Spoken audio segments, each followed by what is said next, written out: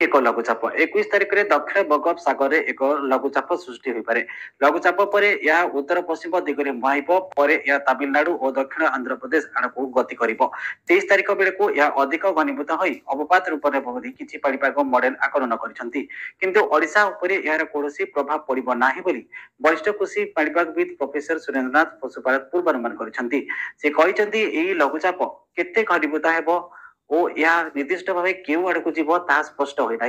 लघुचाप सृष्टि होगा पर यार स्पष्ट चित्र आसो किंतु मॉडल अनुसार यह अवपात रे परिणत हेले भी ओडिशा रे कौनसी प्रभाव पड़ो ना। जीएफ्स मॉडल दर्शाई 23 तारिख बेले को यह अवपात परिणत हो उत्तर तमिलनाडु और दक्षिण आंध्र प्रदेश पाखे पहुंच किंतु अन्य कौन मॉडल ये अवपात पूर्वानुमान करना।